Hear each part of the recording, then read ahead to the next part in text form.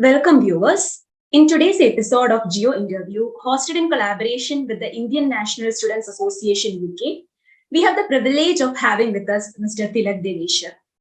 Mr. Devasher is a member of the National Security Advisory Board and an acclaimed author of a wide range of books focusing on the Pakistan-Afghanistan region. His recent book, The Pashtuns, A Contested History, is a meticulous account on the Pashtun community. On behalf of the Geostrata, I welcome you, sir. It is indeed an honor and privilege to have you here with us. Thank you. Thank you so much for having me on your show. Pleasure to be here. Okay, sir. Sir, your book is a comprehensive take on the Pashtun community, whom you have rightly pointed out as world's largest ethnic group without a country of their own. There's a critical lack of academic scholarship about the Pashtun community, which your book has attempted to bridge, at a time when people often mistake Pashtuns for Afghan Muslims, right? Without even realizing that the origin of Pashtuns is even older than the advent of Islam itself. Sir, could you enlighten our audience about the origin of Pashtuns and how various political events have shaped the Pashtun identity? Sir, additionally, could you also tell us about what was your motivation and objective behind writing a book about the Pashtun community? Okay, so you've asked several questions. Let me try and answer them one by one. So first, let me tell you a little bit about my book. You know, the Pashtuns, A Contested History is my fourth book, in which I talk about the Pashtun ethnic identity that straddles Pakistan and Afghanistan. Though no discussion of a people can be divorced from the countries in which they reside, the book is not about Afghanistan or Pakistan in the main, but it is about the Pashtuns. It is their story. Now, in the book, I seek answers to questions like who are the Pashtuns? Where did they come from? What are their religious, cultural, social beliefs? What is Pashtunwali, the way of the Pashtun? What is the relationship between Pashtunwali and Islam? It then goes on to talk about the century of contact that the British had with the Pashtuns, the Durand Line, the Ghaffar Khan and the politics of partition, talks about the post-partition Pashtun politics in Pakistan. And in Afghanistan, it talks about events like the Saur Revolution, the Soviet intervention, the Mujahideen, the Civil War, the rise to power of the Taliban in the 1990s.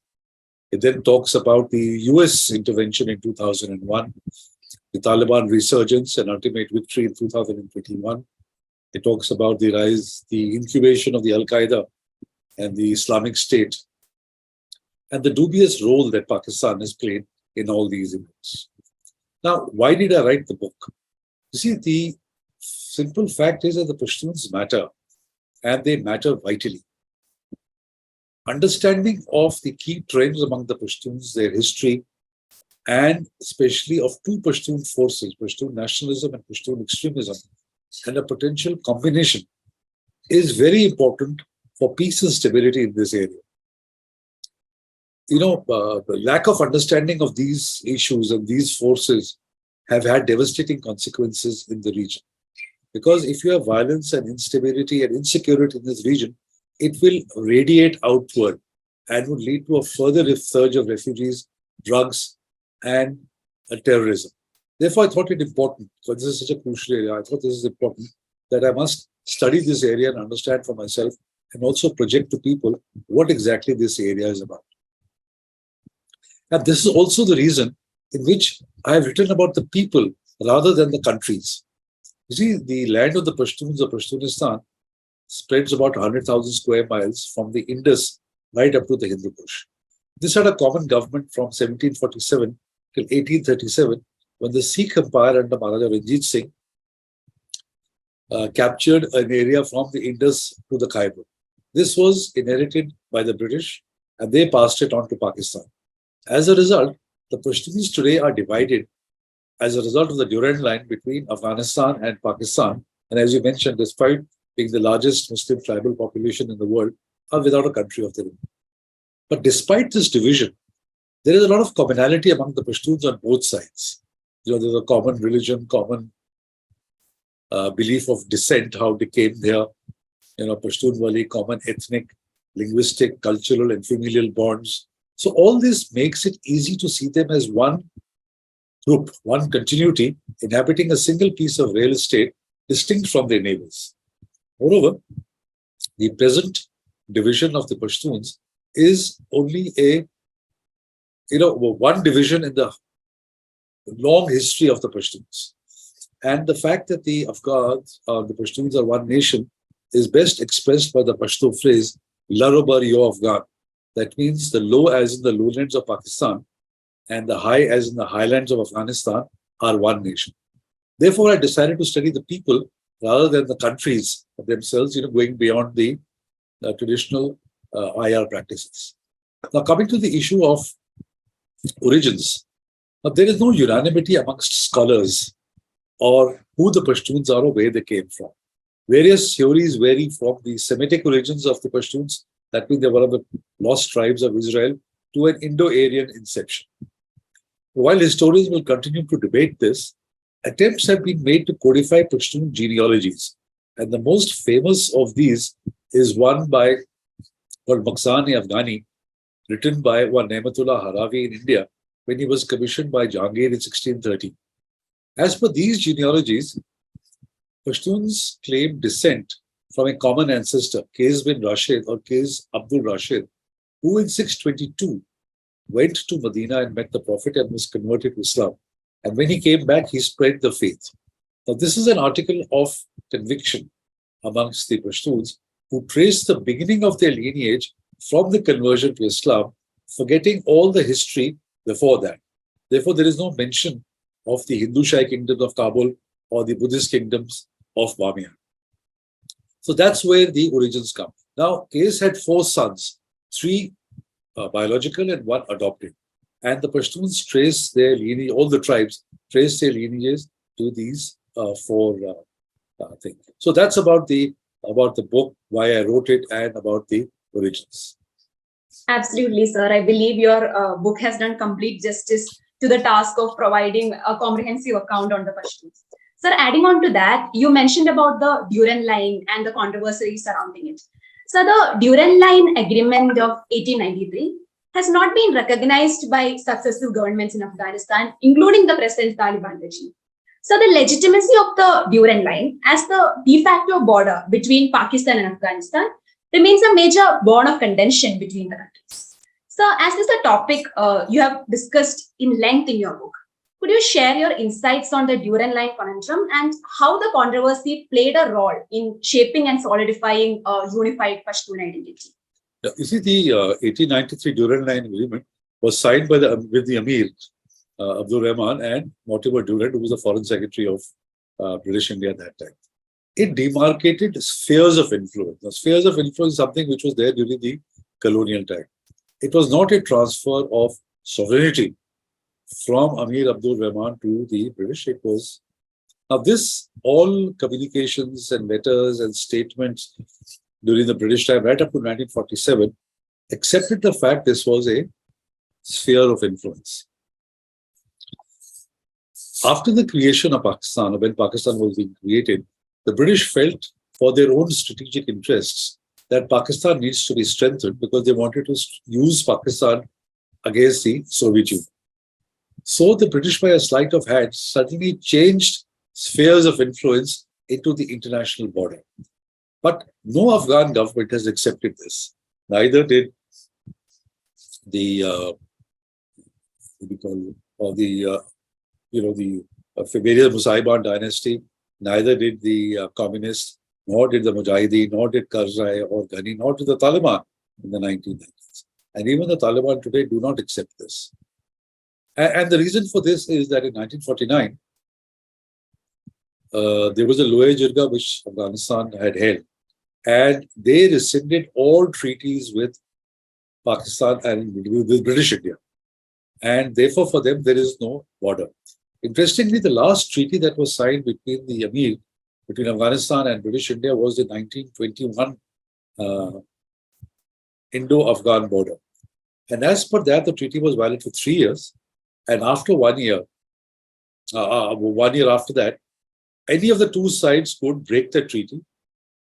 No questions asked.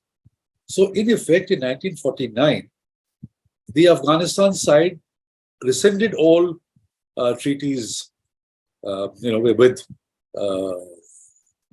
with Pakistan. Therefore, for them, there is no border as such. The other controversial aspects of the Durand Line is that the Amir signed on the English version of the treaty, and he didn't know a word of English. Durand had agreed, because he knew Persian, that they would sign on the Persian version of the treaty, but ultimately he didn't. The Amir did not even sign on the map. That was one. Second issue was that, was the treaty signed in perpetuity? If it was signed in perpetuity, then it should have been mentioned in the treaty that this is signed in perpetuity. In any case, the 1921 treaty that I talked about, was a limited treaty for 3 years. So how could a treaty which is in existence for 3 years be used to justify a treaty in perpetuity? So I think there's a lot to be said on the Afghan side. But at the same time, while the Durand Line did divide the Pashtuns on both sides of the border, the fact remains that Pashtun nationalism in Afghanistan and Pashtun nationalism in Pakistan arise out of a single Pashtun tribalism. That tribalism continues. So there's a lot of commonality between the Pashtuns on both sides, which the Durand Line, or trying to divide the Pashtuns, has not succeeded. Thank you, sir. It was intriguing to know about the complex history behind the Durand Line. Now, from there, moving on to Pakistan.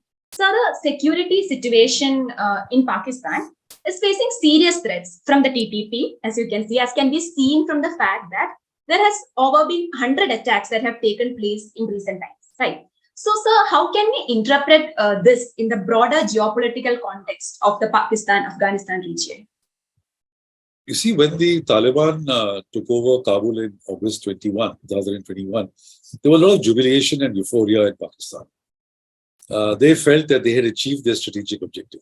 Because for the last 20 years, conventional wisdom in Pakistan was that Taliban in Kabul would secure a lot of security interests of Pakistan. Three main ones were that the Taliban would push out India from Afghanistan. Second, they would recognize the Durand Line. And third, they would defang the Tehreek-e-Taliban Pakistan and send them back to Pakistan. Now, 1.5 years later, the euphoria and the jubilation has vanished. The mood is very grim.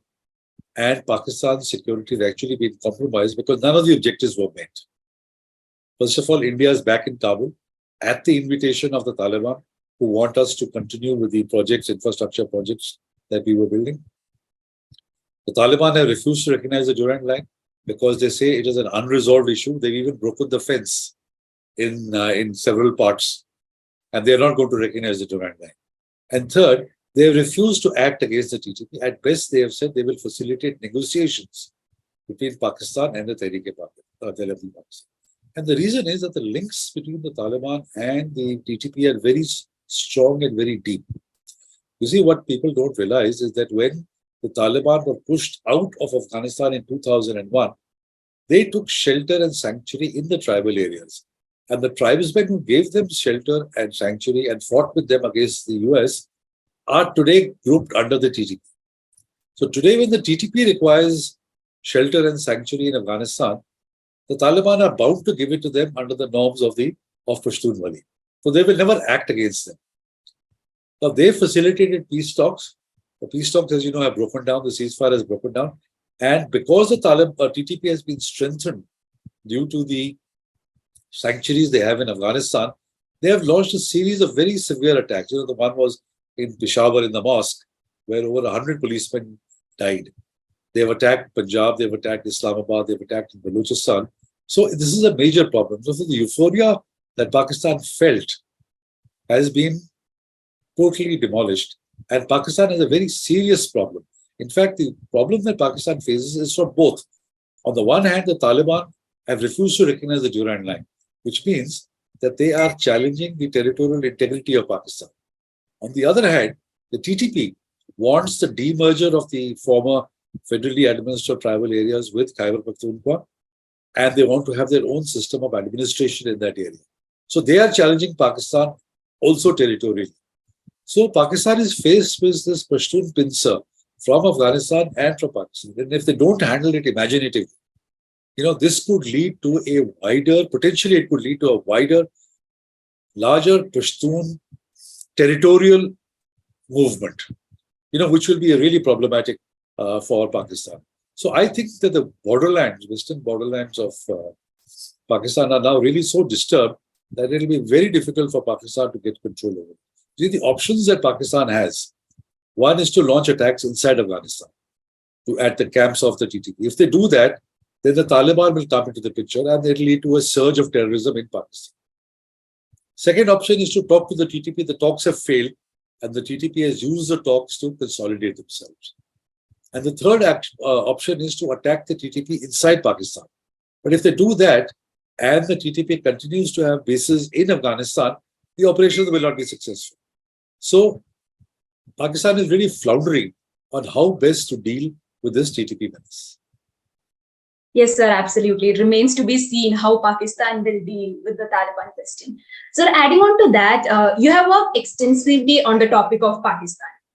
Sir, in your book titled Pakistan Courting the Abyss, you had rather presciently remarked about the pernicious challenges that are afflicting Pakistan. For example, the looming water crisis, the perilous state of education, and the economic meltdown, which has come into a reality today if we look at Pakistan, coupled with political instability. Sir, can we say that the quest for national security and a preoccupation with India by Pakistan's higher circles has eroded human security in the country? And sir, do you believe that Pakistan's current predicament will compel it to kind of reorient its foreign policy? I'm not sure about that, but let me just mention, since you mentioned my first book, I had posed a very fundamental question in that book. I had asked, is Pakistan ungovernable or have its leaders failed to govern Pakistan? And I mentioned there that the jury is still out. This had posed the question in 2016. Today, in 2023, it is a far more critical question to answer. That is Pakistan ungovernable or the leadership has failed? I think the fact, as you asked in your question, because Pakistan has been obsessed with India, has been obsessed with military security, has been obsessed with trying to get military parity with India, that it has forgotten the real sinews of power, which are its people, which is education, which is health, which is population, the demographic profile, which is water, and which is education. They have neglected these to such an extent that, for example, 50% of the school-going children do not attend primary schools. And those that do, there are massive dropouts rate, about 50 to 60%. So how many fewer kids go to secondary schools and even fewer go to higher schools and very few go actually to universities? So in today's globalized and technological world, how can Pakistan even compete? At best they can do low-level jobs. And when the economy is also not growing, I had at that time said that if the economy grows at about 5% or so, it can provide jobs to about 800,000 to about 1 million people. Today, there are 3 million people entering the labor force every year, year after year, for the next 40 years. How is Pakistan going to provide jobs for them? They can't, because the economy is not growing and they're not technologically educated enough to take on the high-end jobs. Water, the huge crisis. As for Pakistan own think tanks, Pakistan in the next 3 years, by 2025, will be an absolute water scarce country, which means that the per capita availability of water, annual per capita availability of water, would decline to 500 cubic meters. Now, this is drought-like conditions in parts of the country. No attention has been paid to this. Likewise with the demographic profile. Pakistan has an extremely young population, but the so-called demographic dividend they cannot reap because the economy is not growing and because people are not technologically educated. So these problems, Pakistan has ignored, the military leadership and the civil leadership has ignored in their futile quest for competing with India, for getting parity with India. Had they reoriented their foreign policy and established trade relations or better relations with India, they would have had surplus money to invest in these issues today, which they don't have. So today you will find the economy is in the doldrums. They are depending on foreign bailouts. And even if they get these foreign bailouts, they will last for 4 to 6 months. In 4 to 6 months, they'll be back with the IMF. They'll be back to Saudi Arabia, China, the UAE, and begging for more funds. So they have really, the leadership has failed Pakistan um, very, very badly, failed the people of Pakistan very badly. So yes, I mean, I hope even now better sense will prevail, though I'm very skeptical that it will. You know, the politicians are so busy fighting with each other, and something that I had not anticipated at that time is a serious judicial crisis. The judges of the Supreme Court of Pakistan are now fighting with each other. They can't come together. You know, the 15, 16 of them can't come together. How do you expect politicians and others to come together? So there's massive polarization, and people are not willing to sit in the same room and talk about the serious issues that Pakistan is facing. Yes, sir. It is often the case that a preoccupation with national security and militarism often translates into less attention paid to like human security indicators. Yeah. So moving on from there, so today's Indo-Pak relations in recent times have been characterized by minimal ties, which is rather dormant in terms of bilateral and diplomatic engagement. Sir, do you think this minimal state of affairs between India and Pakistan is in the interest of both the nations? And where do you see this relationship headed towards? You see, the fact of the matter is that today, the Shehbaz Sharif government is surrounded with so many problems that they are not going to invest any political capital on Indo-Pak relations. Because if they do, they will lay themselves open to charge by Imran Khan of having a sellout in Kashmir. That's number one. Number two, Imran Khan, when he was Prime Minister, has shut the doors on any kind of dialogue with India.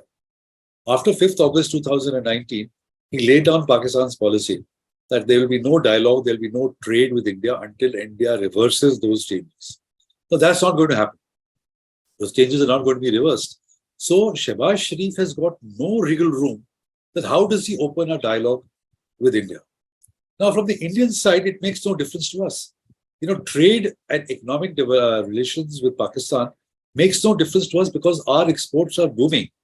Without the trade with Pakistan, it is Pakistan that needs economic relationship and trade with India, because you compare the price of commodities in Pakistan and you compare commodities in India. You look tomatoes, onions, potatoes, wheat, everything is less than 50% or even more in India. So India, it doesn't make a difference to India.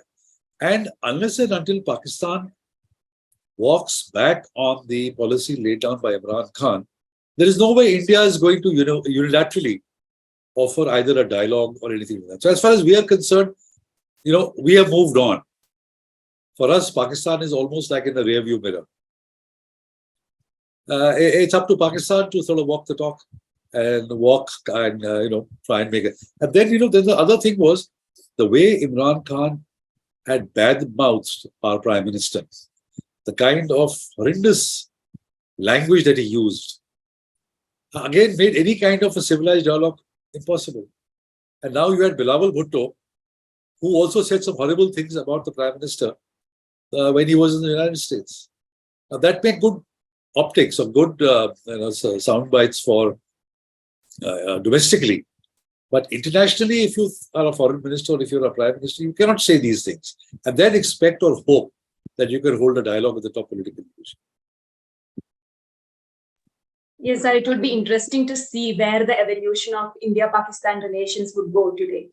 So also, you had extensive experience working in Jammu and Kashmir, Delhi and abroad with a specialization in security issues, if I'm right. So how has your career sort of influenced your research interests in the Pakistan-Afghanistan region specifically? And what insights have you gained during your professional career that has influenced your work as an author? To be honest, during my service career, I didn't think that I'd be writing. So my interest in writing and studying about Pakistan, though I worked on Pakistan while in my service career, but it started after I superannuated.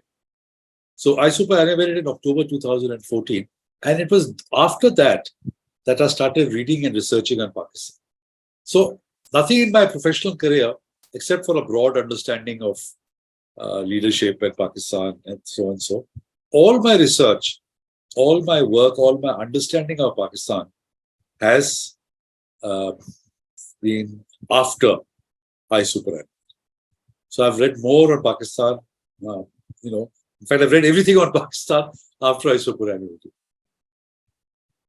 I didn't think I would be writing. When your service career is so busy handling, day-to-day work, you don't think about what will happen next. But when I superannuated, I said, look, and also, my father was in the Indian Air Force, and two of his flight commanders in the Royal Indian Air Force were people who subsequently joined the Pakistan Air Force and became their air chiefs.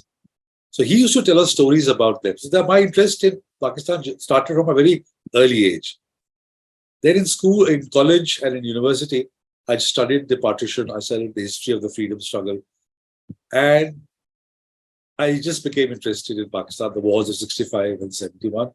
And one question which would always bother me during college and even through my career, the two countries that were joined together or were separated in 47, how have they developed so differently? Why is Pakistan such a violent country? Why is it a terrorist state almost?